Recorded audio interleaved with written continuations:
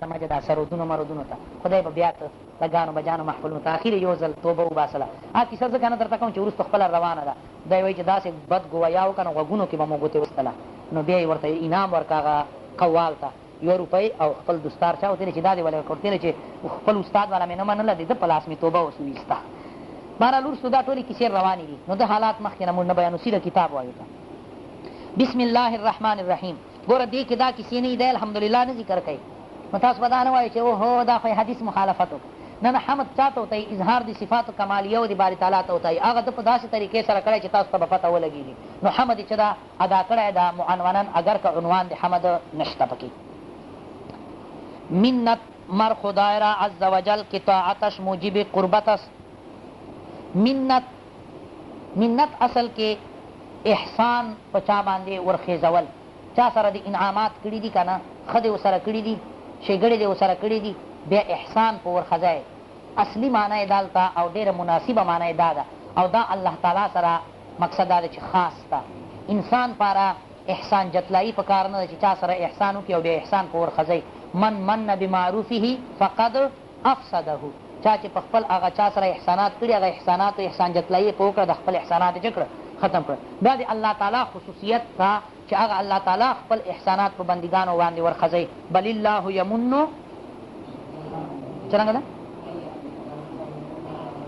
یاره یو کس چې حافظي خو یو یې ووایو پکې صفایي وایي څرنګه ښه جي. بل الله یمنو علیکم ان هداکم للاسلام للایمان. ښه جي. نو دلته ګوره یمنو خدای پاک په تاسو باندې دا احسان جتلایي تر څه کوي ښځئ. نو ګوره دا منت معنا کېږي احسان جتلایي. اصل کې منت هسې احساناتو ته وتهیي، خو دلته احسان جتلایي معنا ورنه اخیستل دا ښه معنا ده، ځکه چې دا الله تعالی سره چې دا خاص ده چې دې به چا سره احسانات کړي په هغه به احسان ورخځئ، بنده به په بنده باندې احسان جتلایي نه کوي. ښه جي. کنی خرابې کړي چې احسان دې په ورخځاو خرابې کړل. دې ته په افغاني زبان کې زباتل ورته وایي. زباتل چا باندې احسانات ترې ورسره کړي دي او بیا یې په ورخځی که نه او پسې نو دې ته څه ورته وایي زباتل، چې هسې مقصد دا ده چې دا خپل احسان بیا چې کې په هغه سره ختم کړي.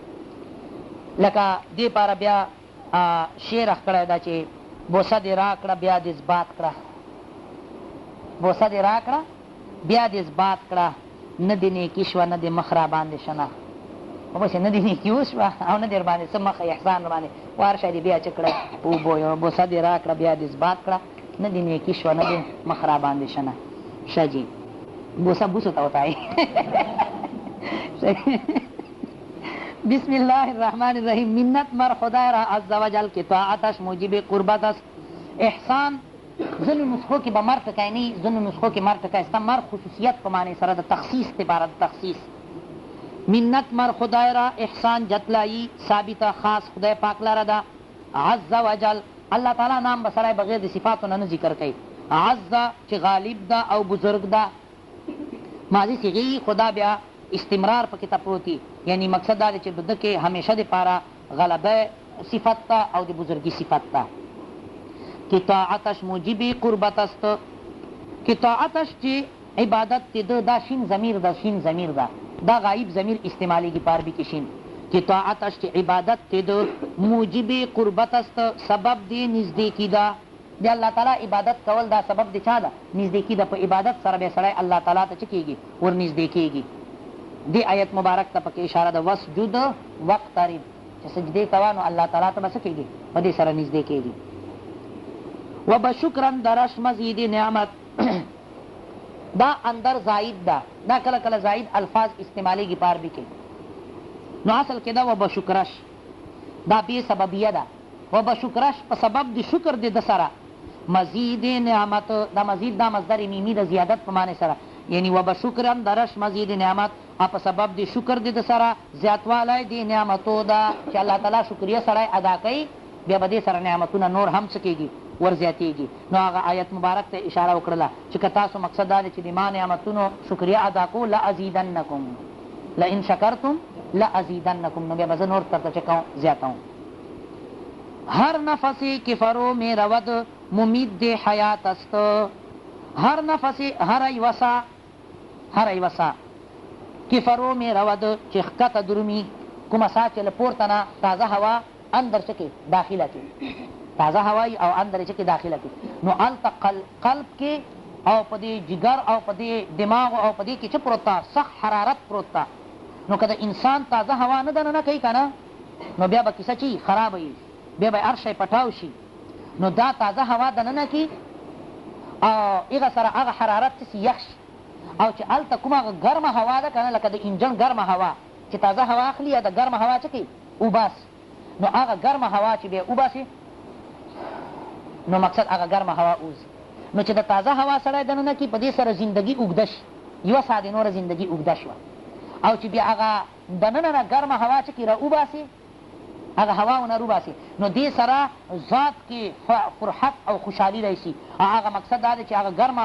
هوا د انجنو نه اوځي نو انجن څه سي خوشحال سي نو ګوره یوې ساه کې دوه نعمته چې دي موجود دي چې دننه شي نو ممید د حیات ته زندګي ورسره اوږده شي او چې کله په خیر خوښي سره باره روځي هېڅ سړي نه تپوس وکړه چې چا ساه په خیر سره باره نه روځي سابندي مرض وي نو ته ورنه تپوس وکړه وایي چې خدای چاډر واخله د سینه پټا وکړه که څه چل وکړه خدای پاک مو د داسې امراضو نه ساتي مونږ خپل خپلوان ټول مسلمانان دی خدای ونه ساتي د بوشت ارامیان دا دی خدای پاک په داسې بیماریانو کې موږ ته راکړي بیا هغه نه تپوس وکړه سابندي بیمار والنه چې هغه ساه یې سمه نه روځي نو په یوې ساه کې دوه نعمتونه چې دي موجود دي او په هر نعمت باندې شکر چې ده واجب ده لہذا په یوې ساه کې څو شکرونه سره دوه شکرونه سره نو هر یوې په سر باندې په انسان باندې دوه شکرونه چې دي ضروري دي نو ته رښتیا ووایه چا پلار به وکړي چې د الله تعالی انعاماتو شکریه په جای باندې راړي نشي کولی بس څوک دا قدرت نشي لرلی چې د پیدایش وخت نه واخله تر قیامت ورځې پورې لګوي بیا د الله تعالی شکریه مقصد دا دی چې ادا کولی نشي ځکه چې هر یوې ساه باندې دوه شکریې دي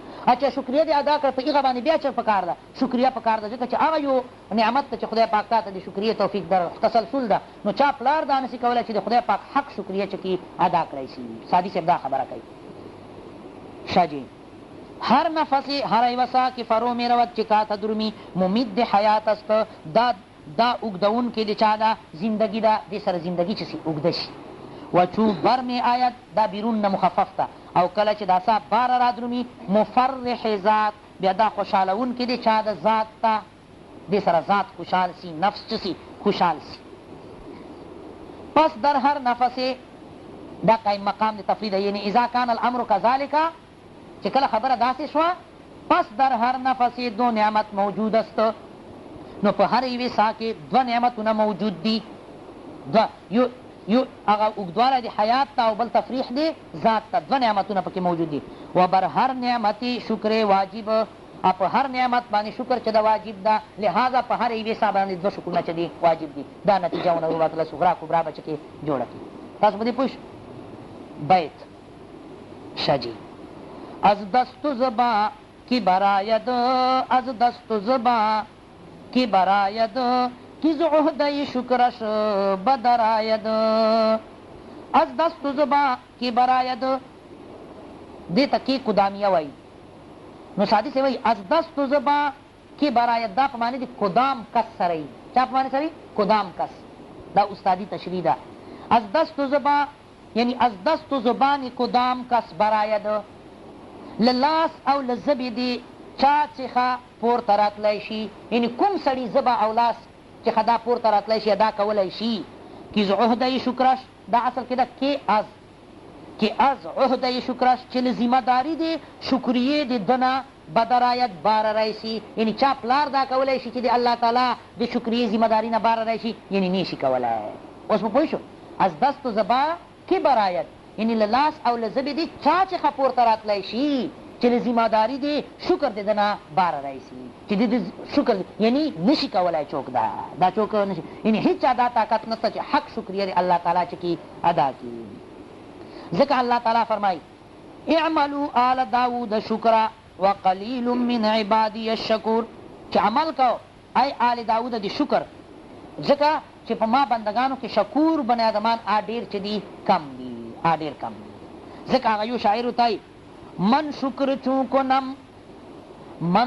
چون کنم که هما نعمتی تو من شکر چون کنم که هما نعمتی تو نعمت چگونه شکر کند از زبان خویش زه څنګه شکر ادا کړم که همه نعمتی تو ام چې زه ټول د تا نعمتونه یم، زه د تا نعمت یم.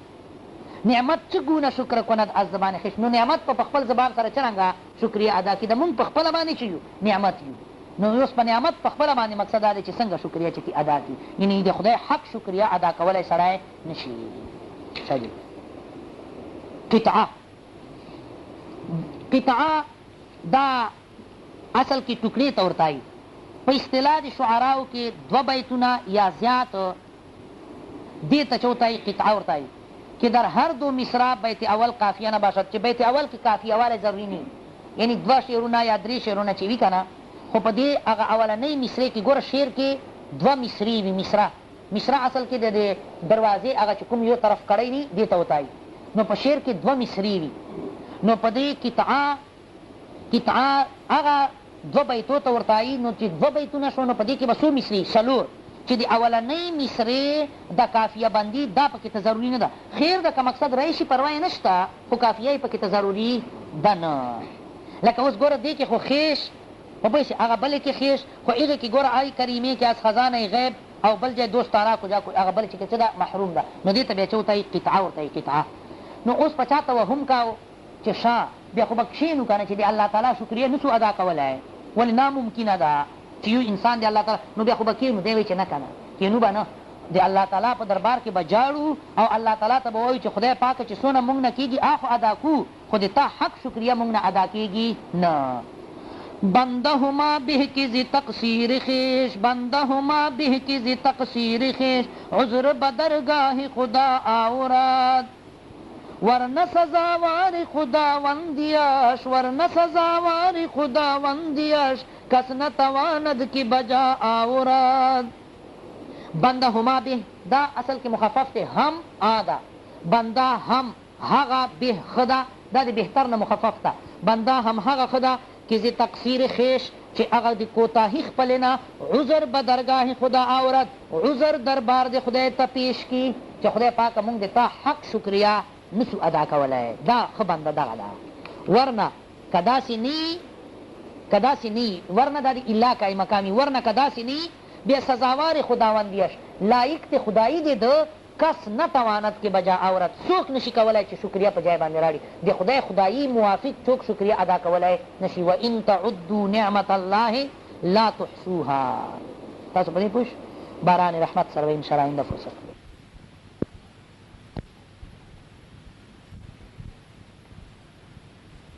الله شان سره لایق ده ادا کولی نشي، ځکه چې دونه زیات دي که نه چې وان تعدوا نعمت الله لا تحصوها. هغه یو شاعر وایي که نه چې څنګه به زه الله تعالی د تا نعمتو شکریه ادا کړم.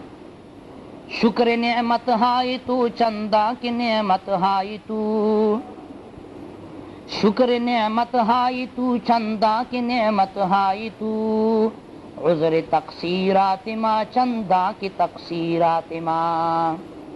شکر د نعمتونو دی تا چندا کی نعمت های تو، دونه چې څونه د تا نعمتونه دي، عذر تقصیرات ما چندا کی تقصیرات ما. نو زه هغه وره کوتاهي او تقصیر له دې نه عاجزه یم چې څومره د ما چې دي تقصیرات او ګناهونه دي. یعنې د الله تعالی شکریه د حق شکریه دا څوک ادا کولی سي.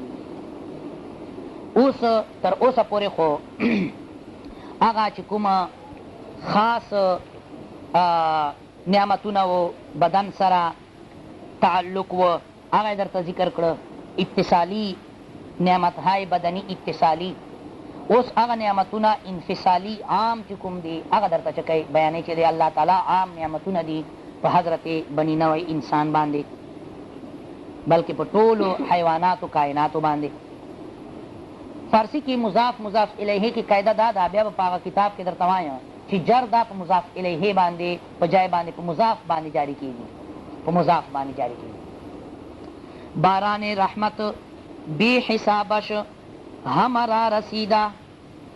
نو دا یا اضافت کی مشبہ به دا مشبہ تا چې هغه رحمت چې باران غوندې ده، هغه رحمت چې باران غوندې ده، یا دا اضافت بیانی ده. باران د رحمت یعنی هغه چې باران د رحمت یعنی چې هغه په خپله باندې عین چې ده رحمت ته اضافت بیانی ده. باران رحمت، باران دی رحمت بے حسابش، بے حساب دید، بے شمار دید، همرا رسیدا طول خرق لرا رسیدلی دا.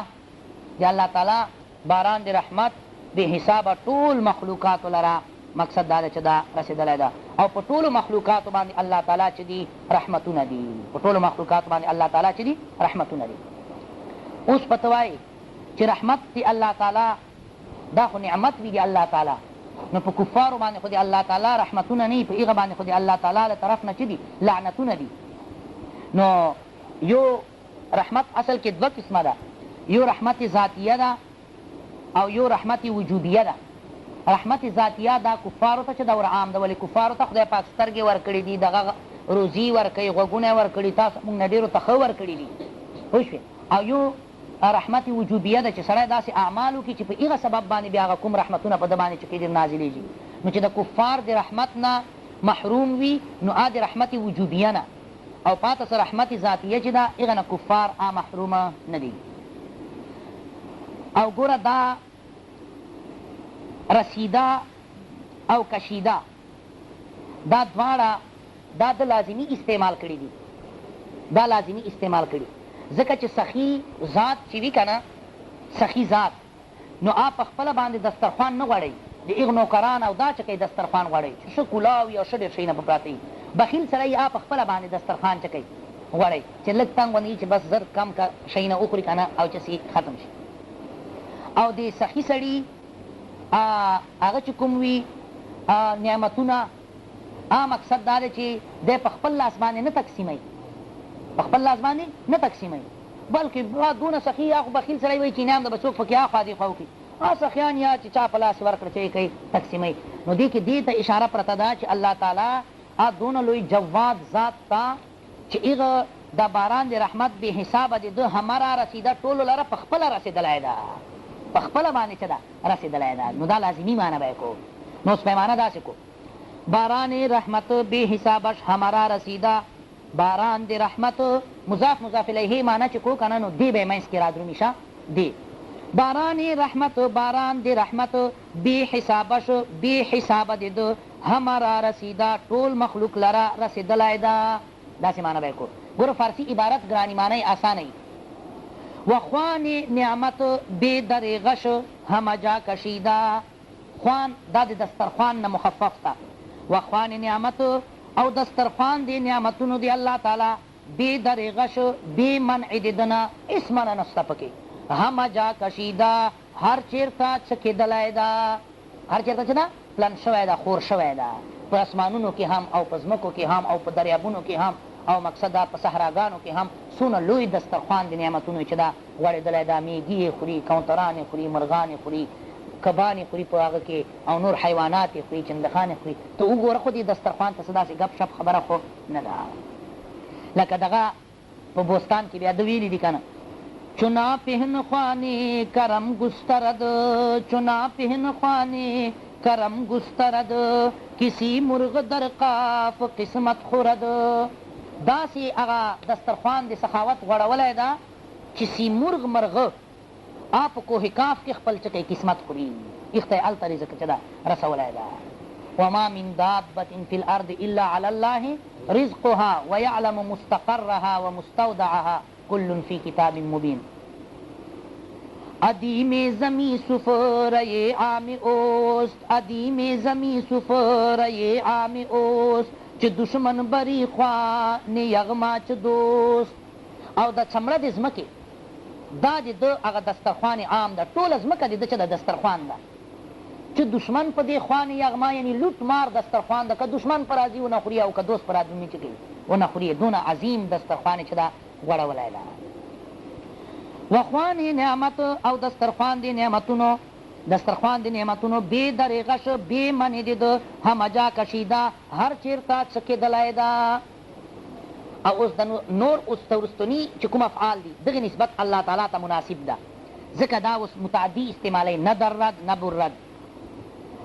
پرده ناموس بندگان به گناه فاحش نه درد، پرده د عزت پرده دی ننگ و نام او پرده دی اغا آبرو دی بندگانو خپلو بگناه فاحش په سبب دی گناه بد سره نه درد نشلوي. ګوره تاسو موږ څومره بد ګناهونه کړو لیکن هغسې خدای پاک پرده چیر باندې اچولي هغه د عزت پرده مو شلوي نه. البته چې ګناه بالکل د حد نه تجاوز وکړي بیا کله کله هغه وایي مولانا روم صاحب بیا وایي چې بیا کله کله خدای پاک سړی چې کې شرمنده کړي، خدای مو د شرمندګي نه وساتي، خدای مو د ګناهونه دونه حد ته ونه رسوي. لکه ده بیا ویلي دي که نه په مثنوي کې لطف حق با تو مواساها کند چونکه از حد بگذری رسوا کند. چې الله تعالی مهربانیګانې ټیک ته تا سره غمخواري کوي خو کله چې د تا ګناه له حد نه اوځي بیا کله کله څه کوي تا رسوا کوي، هم خدای مو د رسوایي نه وساتي. ښه جي پرده ناموس بندگان پرده دی عزت تی بندگانو بگناه فاحش په سبب دی گناه بد سره نه درد نشلوي. هغسې عزت پرده چې په ایشي لکه دا دی خپله وایي بیا ښه جي پسې پرده بیند عملهای بد. په بستان کې بیا دا ویلي دي پسې پرده بیند عملهای بد همو پرده پوشد به آلای خود. الله تعالی د پردو نه وروستو طرف ته هغه د سړي بد اعمال ویني خو بیا هم پرده په اچوي د خپل نعمتونو د وجې نه د خپل احساناتو د وجې نه بیا هم څه په اچوي پرده په اچوي او دی بېعزته کوي نه. دکو نشیه کی قطر در بحر علم دکو نشیه کی قطر در بحر علم گناه بین دو پر د پوشد به حلم. دواړه کونه دواړه جهانونه دا د علم په نظر سره چې ورته وګوري د یوې لکه یوه قطره دریاب ته چې نسبت واخلئ د دواړو جهانونو هر شی د علم په نسبت سره دا داسې دي لکه یوه قطره دریاب ته چې څه واخلئ نسبت واخلئ. ګناه بیند الله تعالی دوره لوی ذات ته چې ګناه ویني و پرده پوشد به حلم خو د خپل هغه صفت د حلم له وجې نه بیا هم پرده سړي باندې څه کوي اچوي. ښه جي پرده ناموس بندگان پرده دی اغا عزت دی بندگانو بگناه فاحش په گناه بد سره نه درد نشلوي.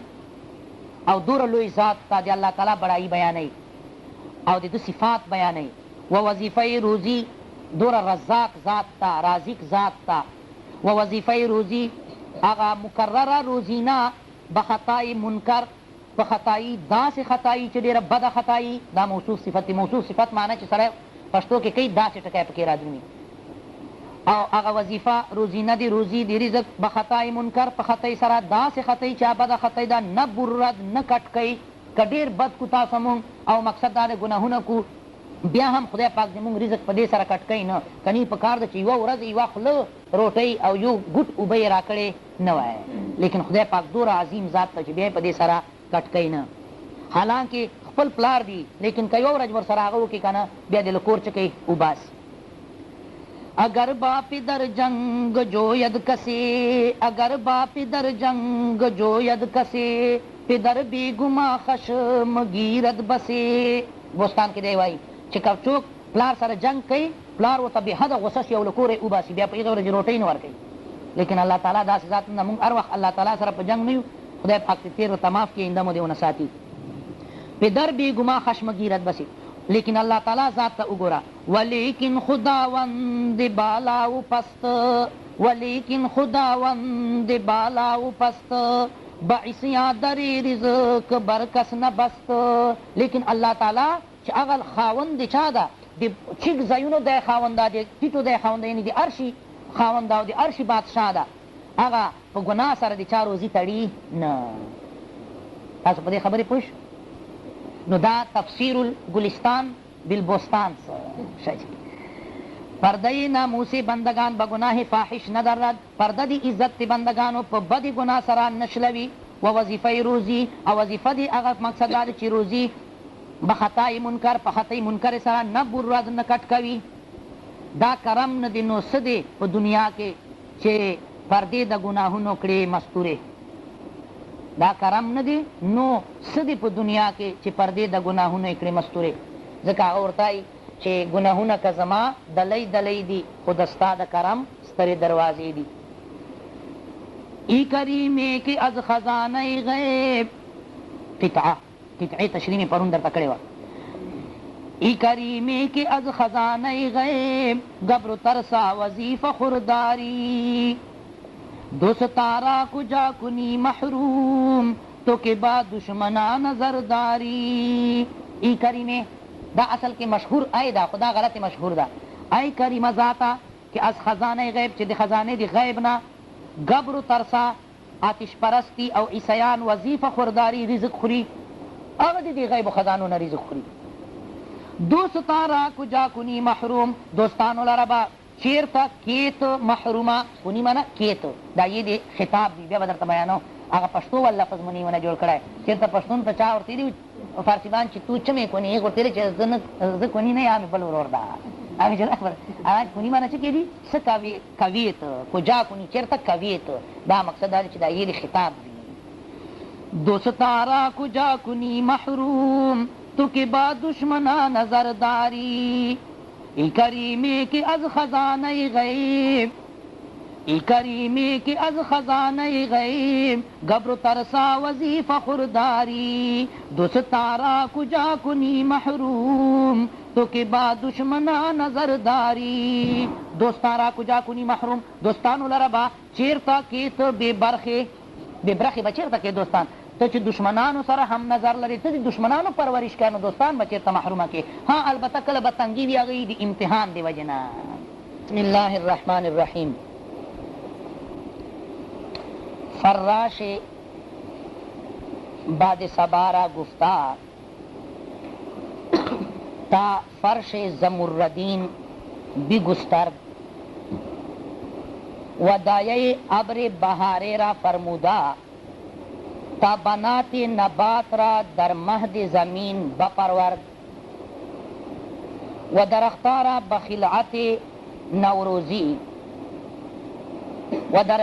بخلعت نوروزی قبای استبرق در برگرفته و اطفال شاخ را بقدوم موسم ربیع کلاه شگوفا بر سر نهاده عصاره نحله بقدرت او شهد فائق شده و تخم خرما بتربیت او نخل باسق گشته. پا دی عبارت کے تقریباً شپږ ځای سعدی صاحب رحمه الله الکداد کمال پا دی عبارت کے شپږ ځای سعدی صاحب رحمه الله اضافت مشبہ بھی مشبہ تکڑای دا. فراش بعد سبا دایه ابر بهاره بنات نبات مهد زمین اطفال شاخ کلاه شگوفا دا شپږ ځایونو کې اضافت مشبہ به کړی دا چاته مشبہ ده او دا گفتا او فرمودا دے پارا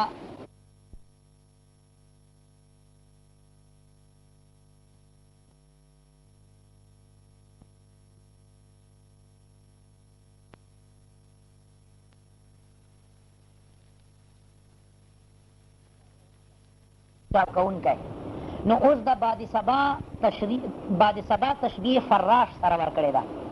بعد سبا دیتا نو تا دیر خلق خطا شیعہ سے شعر و شاعری کی گوتی وی او دوئی چکا بعد سبا صرف سحر ہوا تا ہوتا ہے چلو سحر حکم ہوا رلوزینا نا بعد سبا دا بعد شرقی تا ہوتا ہے مشرق طرف نا چکم ہوا رلوزی دا حار رتبی نو دا سبززاری چکے پو وطن کے پیدا کئی او دا خوگا وندی چی ہوائی خواہ کا آغا مازدیگر وخوی او که آغا شپی وخوی او که سحر وخوی چه تیمی بیدی تا چه ہوتای بعد سبا ہوتای.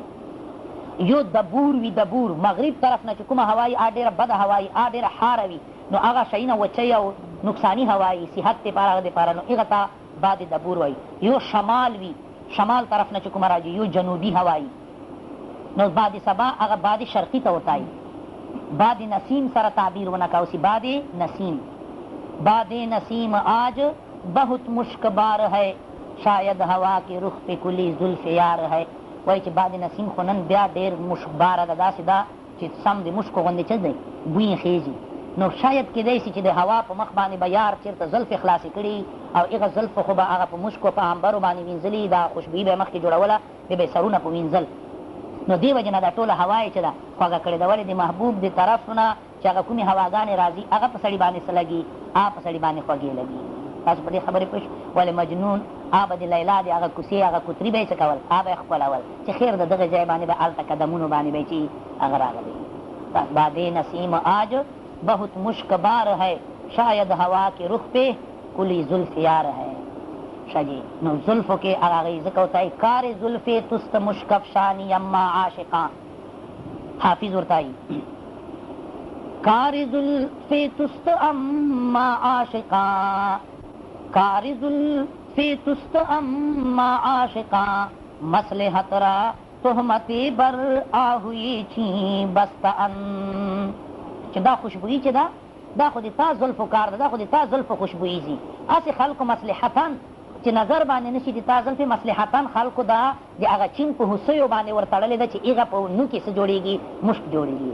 کار زلفې تست مشک افشانی اما کار زلفې تست مشک افشانی اما عاشقاں، مصلحت را تهمت بر آهوی چین بستان. چې دا د تا زلفو کار ده د مشک افشاني. هسې خلکو د چین هغه هوسیو په هغه باندې چې دا په ورپور کړې ده چې دو هغه هوسیو په نو کې چې جوړېږي مشک جوړېږي. تاسو ولې د محبوب زلفې څه پکار وي، خوږې پکار وي که چې د سمې خیره نه وي او بوی یې درخېږي. شاته ورپسې به هر حال نو باد سبا تشبیه چا سره ورکړه؟ فراش سره. نو د باد سبا فراش غوندي. ولې د باد سبا چې په دې هغه باندې را درومي که نه په باغیچې باندې، نو چېرته شنې پاڼې کوټه کي، چېرته مقصد دا د سره ګلاب نه سرې پاڼې کوټه کي، زیړ نه زیړې او څه رنګ په رنګ باندې پاڼې کوټه کي، نو د چمن د سطحه داسې ښکاري ته به وایې چې یو فراش راغلی دا ښه بهترین فرش چې دا رنګارنګ فرش یې غوړولی ده. نو دا د باد سبا تشبیه فراش سره په دې کې چې دا ورکړې ده. تاسو په دې پوه شو. فراش باد سبا را گفته، فراش تی باد سبا تا حکم وس، باد سبا اضافت عام د خاص تا، یعنی هغه باد سبا ته حکم وس ځکه چې فراش باد سبا یو شی سره. فراش تی باد سبا ته حکم سلی ده تا فرش زمردین، تا چې د شین رنګ فرش بګسترد وغوړوي، چې دا وغوړولو حکم ورته شوی چې ته د شین فرش چکه زمردین فرش وغوړوه. ودایه ابر بهارې، ابر بهار د موسم بهار چې کوم وریځې وي، نو موسم بهار کې خصوصا چې کله بارانونه وشي که نه چت یل بیابانونه یې خو داسې زرغون شي که نه تک شنه شي، نو دا موسم بهار وریځې تشبیه دا یې دایې سره ورکړی ده. دایه نه هغه ماشومان چې ساتي هغه سره یې ورکړی ده. نو هغه واښه ساتي، هغه ماشومان ساتي. نو دایه د ابر بهار چې هغه خود ابر بهار ده، نو دا اضافت مشبابهی ده چاته مشباب. و دایه ابر بهارې را فرموده، ادایې د ابر بهار ته دا حکم خدای پاک کړی ده تا بنات نبات را، تا چې هغه جینکیو دی وښو لره در مهد زمین په هغه زانګو د ځمکې کې بپرورد چې کې وساتي. هغه ته دا حکم کړی چې د دې وښو جینکۍ چې دي، یعنې د واښه چې د نازنینو جینکیو غوندې دي، ولې واښه چې اول نه پیدا شي تر و تازه وي که نه، او د شینۍ چې وي تر و تازه وي، نو د واښه چې دا د نازنینو جینکیو غوندې دي، نو هغه په زانګوګانو کې ساتي که نه، نو ته ابر بهار ته چې دایه ده بعینه دې ته دا حکم شوی ده چې ته داسې وکړه چې د ځمکې په زانګو کې د واښه چې د ماشومانو جینکیو غوندې نازنین او تر و تازه پاسته دي، دا په دې ځمکې په زانګو کې چې کا وپاله ویې ساته. ولې دایه زمن ساتي که نه ساتي، نو د ابر بهار یې دایې غوندې ده. تاسو په دې پوه شولو. سادي صاحب داسې فصاحت بلاغت سره تعبیرات کوي، څه ګپ خبره خو نه ده چې یو سړی دونه مشهورېږي که نه، نو هسې خو نه وي دا چې سړي ته پته لګېږي چې دې فن سره سړي چې نه چې واسطه وي که نه بیا په تشریحاتو سم پوهېږي. حبیب الله مول صاحب کنی هسې به وایي چې دا خو هسې کیسې دي. ښه جي. و دایه ابر بهار را فرموده تا بنات نبات را در مهد زمین بپرورد، و درختان را به خلعت نوروزی قبای استبرق در بر گرفته. او ګوره دا نوروز ورځ دا په ایران کې د خوشحالي ورځ وي. نن سبا هغه 1 جنوري باندې چې کوم ورځ وي، څوک کرسمس کوي، څوک څه شی کوي، څوک څه شی کوي، دا هغه نوروز ورځ. نو ایران کې به په دغې ورځې بادشاهانو یو خوشحالي مناو کوله د نوروز په ورځې. نو بیا به چې چا حکومت کې ښه کارکردګي وه بیا به هغه له انعامات ورکول، چوغې موغې شنې او دا کوبې او دا یو شیونه هارونه بل شی جامې، دا لکه موږ دلته 23 مارچ لا 14 اگست بیا دا انعامونه ورکوي او تمغې ممغې دا نو دا شی به نو اوس چې هغه رئیسي کله نو بیا په جامې د نوروز په ورځې باندې هغه قیمتي جامې خلک بیا په انعام کې ورکوي او په اوږو یې چې کوي ورواچوي. نو دارنګې الله تعالی دا بوټو ته د هغه نوروز ورځې په هغه انعام کې شنې شنې چوغې چې دي ورغوستې دي. ولې چې کله موسم بهار راشي دا بوټي څرنګه وچ وي لیدلي مو دي او داسې شنه سي که نه داسې شنه سي ته به وایې چې که دې بوټي ته دې څه ور واغوستله شنه چوغه دې ور واغوستله.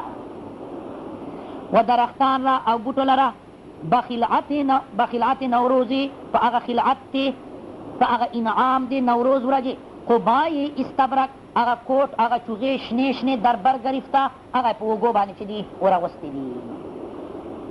او بیا چې کله موسم بهار وي نو بیا څه وشي بیا د ګلونه دا ګلونو چې کوم تنه وي دا داسې وي لکه د یو ماشوم نازنین تنه او بیا د هغې په سر باندې چې کومه هغه غوټۍ وي غوټۍ شګوفه چې ورته وایي شګوفه نو هغه غوټۍ چې کومه هغه په سر وي دا او بیا کولاو شي ته به وایي چې که دا د ماشومان یعنې د ماشومانو تنې ته تشبیح چا سره ورکړې شاخونو سره هغه غوټي چې هغه کولاو شي که نه هغه ته هغه ټوپۍ سره چې دا تشبیح ورکړې. نو چې کله عید موقع وي موسم معنا عید کېږي عید ربی عید موسم عید الضحا ته ورته وایي ایام حج ته ورته وایي. نو مقصد دا دی چې دغه عید موقع وي نو سړی ماشومانو ته ښایسته ښایسته ټوپۍ په ورسره وي که نه. نو دارنګې د موسم ربي کې دغه بوټو وال چې کوم دغه تنې دي که نه د بوټو تنې دا د هغه ماشومانو غوندې دي د شګوفې او ټوپیو غوندې دي. نو خدای پاک د هغه شاخونو بچیو ته په قدوم د موسم ربي سره هغه کلاګانې هغه مقصد ټوپۍ د شګوفو یعنې هغه شګوفې چې هغه کلا غوندې دي هغه چې دي په سر باندې ور ایښي دي هغه په سر باندې ور ایښي. تاسو په دې پوه شو داسې تشبیه ده. و اطفال شاخره او بچیو د شاخونو لره چې هغه عین شاخونه دي به قدوم موسم ربي پراتک دی هغه عید دی ربی موسم سره کلاه شګوفه هغه ټوپۍ د شګوفې یعنې هغه شګوفې چې د ټوپیو غوندې دي بر سر نهاده دا یې په سر باندې ورشي. ولې څنګه وچ وچ ګلان یې او شنه سي او بیا یې تنې او نن غوټی په جوړ شي او بیا کولاو شي او بل ځای بل جوړ شي او کولاو شي خو دونه ده چې دا غوټی بیا بند کېږي نه. او د یار هغه شګوفې شونډې داسې چې بیا چې کېږي کله ګل شي او کله بیا چې سي ځکه ورته وایي که نه हर غنچه کی گل گشت دیگر غنچه نگردد هر غنچه کی گل گشت دیگر غنچه نگردد قربان ز لب یار گهی غنچه گهی گل چې کومه غنچه یو ور ګل سي بیا نه غنچه کېږي قربان سره شونډو د یار نه چې کله غوټی سي چې سره ټولې کړي او بیا چې وخاندي بیا چې سي ګل سي قربان ز لب یار گهی غنچه گهی گل. ښه جي بهر حال دغسې کیسه ده.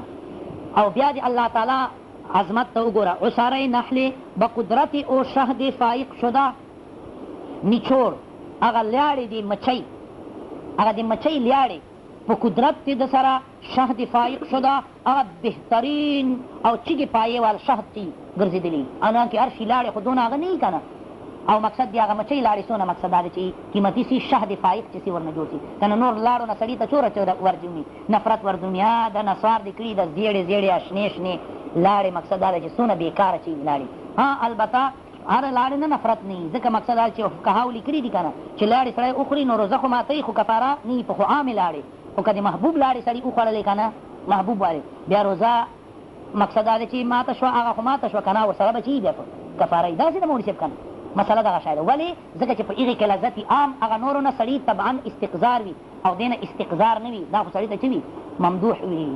عناب لب لعاب دهن شربتی وصال عناب لب لعاب دهن شربتی وصال یہ نسخہ چاہیے تیرے بیمار کے لیے دا خو دې بیمار دپاره صفا چی نسخه یي عناب لب لعاب دهن هغه عناب اصل کې سرې بیرې ته وتایي د حکیمانو خواته سره بیره یي د شونډو کې هغه سوروالی چې ده ممدوح وي که نه نو هغه کې مقصد دا دی چې هغه سرې بیرې غوندې یي عناب ورته وایي د حکیمانو خواته یي ما خپله لیدلې نو عناب هغه سرې شونډې که نه عناب لب لعاب دهن او دا لاړې دی مقصد دا دی چې هغه خولې چې کوم دي شربت وصال دا شربت دی چاہیے وصال یہ نسخه چاہیے تیرے بیمار کے لیے تا بیمار دپاره دا نسخه چې ده پکار ده ولې بیماران قسم قسم بیماران یي که نه خو پوه شوې هر بیماري دپاره چې علاج وي نو دغې بیماري دپاره دا چې ده علاج ده خو پوه شوې هر سبا وایي بېګله به خوله داره کړم خوله چې ده یې خواده وي که نه دا بیګه به په رحمان دا سبا به په رحمان دا بیګه به په رحمان کله سبا شي.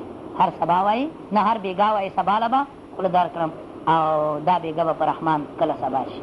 به هر حال عصاره نحل اغه نیچوړ دی مچۍ به قدرت او په قدرت الله تعالی سره شهد فائق شده. اغه نه مقصد هغه ښه بهترین شهد چې سي ورنه جوړ شي. و تخم خرما او تخم د کجورې یو اډوکی به تربیت او په تربیت الله تعالی سره نخل باسق گشته آیو کجوره تناوره چې سي ورنه جوړه شي. نو ته د الله تعالی لوی عظیم شان ته چکه وګوره. نو دا دوره کائنات دا چې الله تعالی برابر کړي دي او دا مقصد یو نظام چلیږي نو دا اسې نه دا اسې نه دا ټول چا دپاره دي حضرت انسان دپاره دي چې دی ورنه چې واخلي فایده واخلي. دا د حضرت انسان فایدې دپاره دي. نو یقینا خبره دا ده چې د یوه سړي دپاره دونه زیات یو نظام روان شوی وي که نه نو هغه به عبث او محمل او سدا به نه یې پرېښودی شوی بلکې هغه به یو غرض دپاره یو مقصد دپاره چې پیدا شوی او هغه خدای پاک په خپله باندې بیان کړی ده. کله ده په چا باندې په عبادو باندې. اوس هغه دا مضمون یې درته بیان کړن او مقصد دا دی چې وما خلقت الجن والانس الا لیعبدون. نو هغه عبادت دپاره دي. ټول کائنات دو خدمت دپاره او دو چا دپاره عبادت دپاره.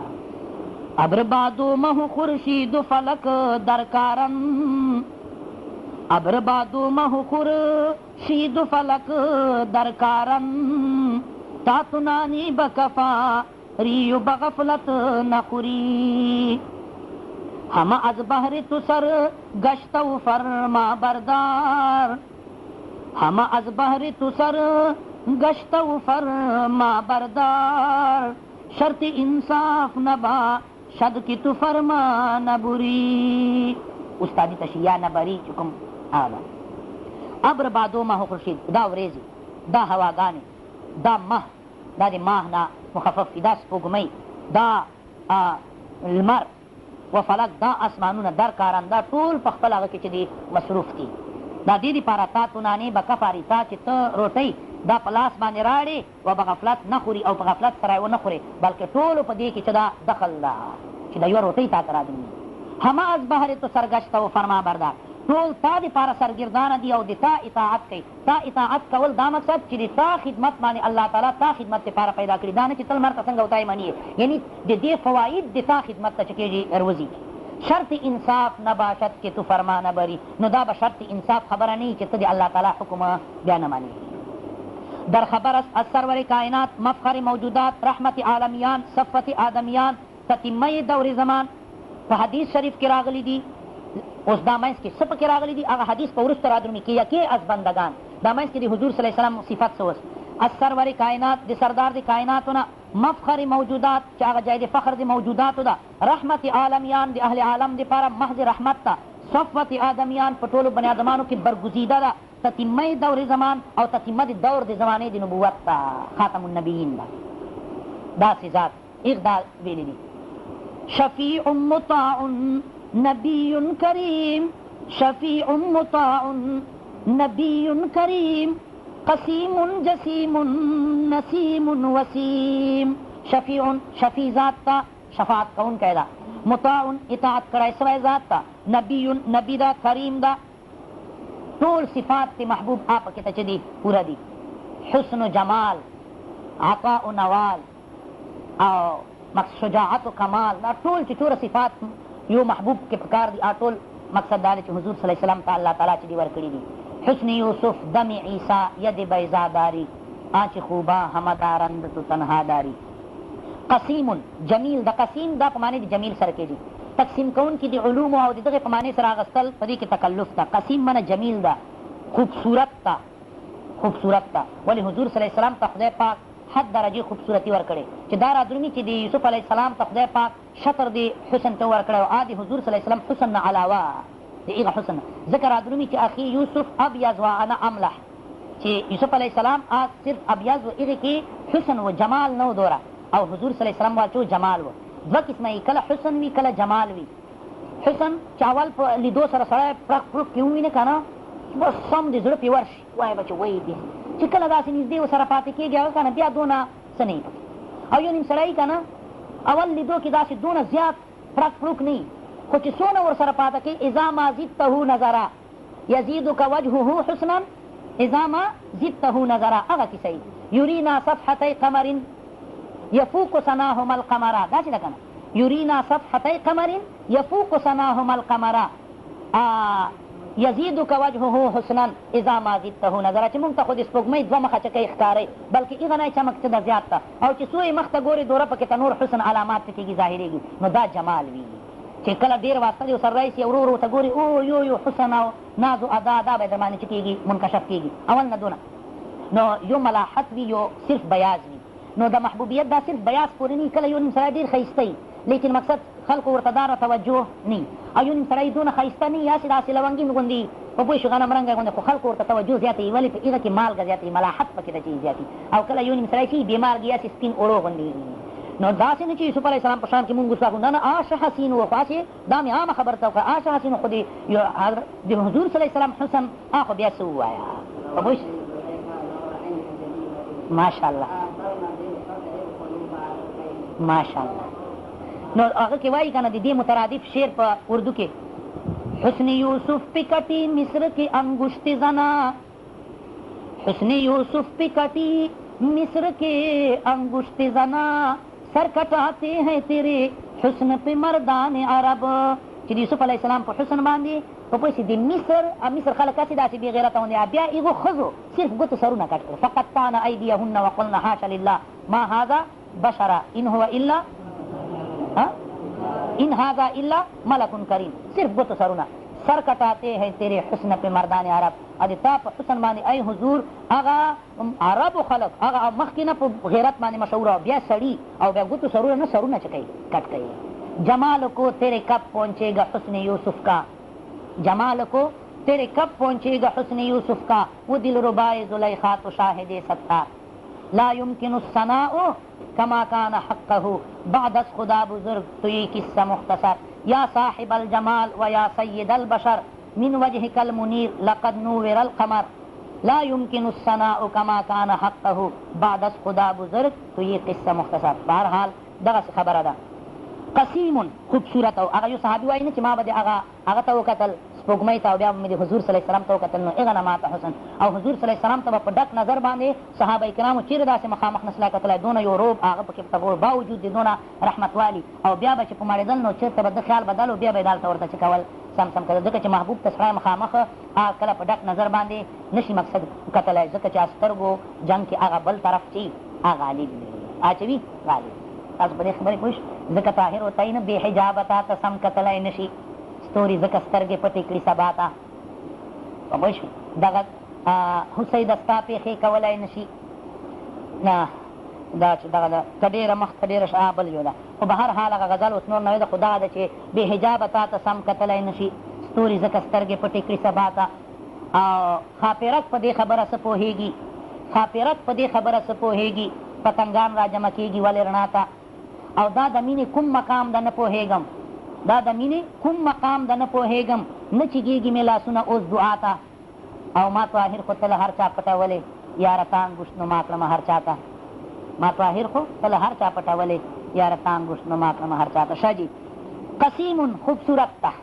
جسیم صاحب جسا ښکلی قد و قامت قد ته دې که سر ووایم سر وي تیز رفتار نشته مخ ته دې که نمر وایم نمر زلفې تار تار نشته نه حضور صلی الله علیه وسلم قد و قامت جسا په پوه شئ ټول اعضا 100% معتدل نسیم خوشبودار حضور صلی الله علیه وسلم هغه ترور چې هغه د ده هغه خولې مبارکې چې وې هغه کې اخ کړې وې که نه شیشۍ کې بیا به یې چې لګولې څونه مقصد دا دی چې خوشبویي باید هغه د هغه قاري والا خبره مې بله ورسته ته بیان کړه چې هغه نافع صاحب چې دا هغ به چې قرات کاوه هسې به خبرې کولې خولې نه به یې د مشکو خوشبویي تله خلکو ورته چې دا څه څه دي ورته چې دا حضور صلی الله علیه وسلم د ما په خولې کې د خولې مبارکې نه تلاوت راکوه ما خولې ته یې خوله نیولې وه نو هغې ورځې نه ما د خولې نه څه کېږي مقصد دا دی چې خوشبویي دي چې کې خوشبویي دي اولی باندې چې د ده خولې مبارکې مقصد دا دی چې لا د ده وجود مبارک د ده هغه خاورې دونه هغه دي استاد محترم له خولې نه ما ته شعر یاد ده ناظم صاحب نور الله مرقده چې په جمعې تقریر کې یې وویله وہاں کی زمین عرش سے ہے بھی افضل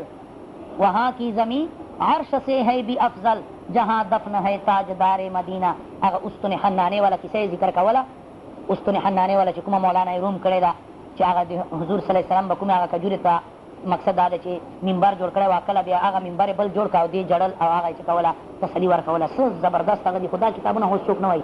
څه داسې ایمان به دې ورسره سم داسې پورته پورته وخوټ کېږي چې ووایي. ښه جي نسیم یا دا بسیم هم راغلی د بسیم، بیا تبسم نه د حضور صلی الله علیه وسلم به هر وخت و خنده پیشان، تبسم مزاج، او داسې نه چې بد مخ او هغه چې کوم دي کراحت سره هغه نیولی، نه نه تبسم مزاج به هر وخت. حیا سے سر جھکا لینا، او بیا د ښایسته سړي تبسم هغه خو ډېره مزه کوي. او حضور صلی الله علیه وسلم غاښونو کې خو هغه حسن ټول پوره و چې تک سپین، نه ډېر واړه نه ډېر غټ، او منځ کې لارې. نو چې منځ کې لارې نو هغه نه د لاړې چې دي که نه دا مقصد روزي، نو دا په دې غاښونو باندې څه سي منتشرې سي. نو چې بیا سپین شی اوبو کې ولړې که نه اوبو کې داسې ډوب کړي نو داسې څه کوي چمک کوي، نو دا سم تندر وي شه دا چمک وي پړک وي. حیا سے سر جھکا لینا ادا سے مسکرا دینا حسینوں کو بھی کتنا سهل ہے بجلی گرا دینا. وایي چې حیا سره مقصد سر ټیټول او ادا سره بیا خندل، داسې نه چې دونه خندا هغه که نو چې اورې ټول نسې ووینې، نه نه هغه تبسم. حیا سے سر جھکا لینا ادا سے مسکرا دینا حسینوں کو بھی کتنا سهل ہے بجلی گرا دینا. دو ته وایي د تندر اچول څه آسان پوهي. رب سي چې په سر باندې رواج یې فرماله شیخ یې په دې څه پوهېږي، شیخ کې نور طاقت د ګل رخانو د کتونو کېناستو په ګوټ کې د تقوا بنه یې جوړه کړه. صحیح لاړمه جومات ته چې نن ښه حسن وګوره، لاس یې په مخ کې خود د دعا بنه یې جوړه کړه. کړې یې واده وه د راتلو نن د فامي سره، وخت چې کله راغی د سبا به نو دا شیخان نه چې دا شیخان کې دا به هسې ظاهر کې شیخان که نه زړونه یې نه سم دی هغه وي دا نه نه هغه ګیس والا چمنۍ کې هغه بله نه شي بڅوي چې بلکل ایره وي چې هسې ورپوکې که نه بس بیا ختمه وي. ښه جي وسیم او حضور صلی الله علیه وسلم وجیح شکیل دا، وجیح شکیل دا. بلغ العلا بکماله کشف الدجا بجماله حسنت جمیع خصاله صلوا علیه وآله صلی الله تعالی علیه. بلغ العلا بکماله په سبب د خپلو کمالاتو سره هغه مقصد دا دی چې لوړو مرتبو ته رسېدلی ده. کشف الدجا بجماله او په خپل جمال سبب سره هغه تیارې چې دي روښانه کړي دي، معنی اسانې دي. ظاهري جمال خدای ورکړی او معنوي جمال چې کوم دي کفر تیارې وې د سره چې څه روښانه شوې. حسنت جمیع خصاله ولې انک لعلی خلق عظیم، ټول خویان دي د چې دي ښایسته دي. صلو علیه و آله. چې غم دیوار امت را که دارد چوت پشتیبا، چې غم دیوار امت را که دارد چوت پشتیبا، چې باک از موج بحرا را که باشد نوح کشتیبا. چې غم د دیواله دی امت لره، یعنې د ټول امت ته یوه دیواله غوندې کا.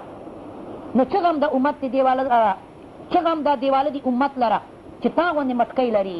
پشتیبان اصل کې د دیواله ته یې وروسته نه وي ورته کړي هغه داسې سوخښتې چې هغه دیوال مضبوط کړي. چې تا غوندې پشتیبان لري نو داسې امت ته څه پروا نشته ده.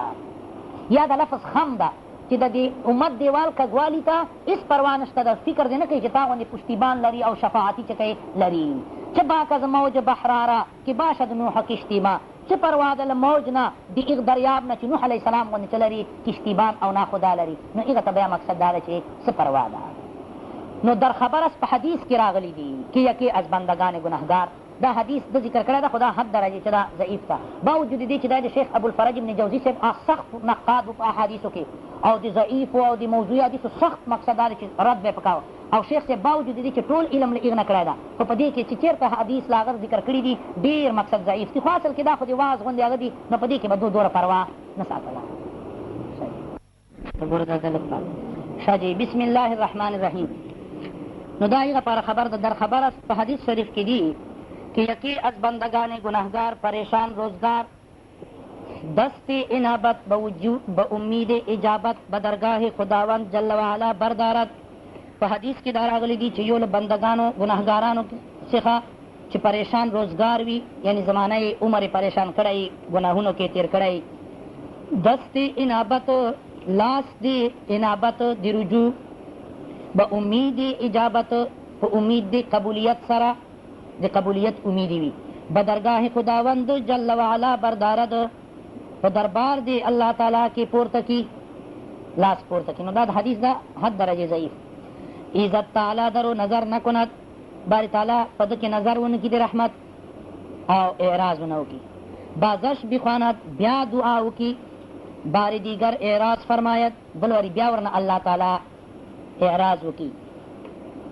بازش به تضرع و زاری بخواند بیا دریم واری په تضرع او زاری سره دعا وکړي.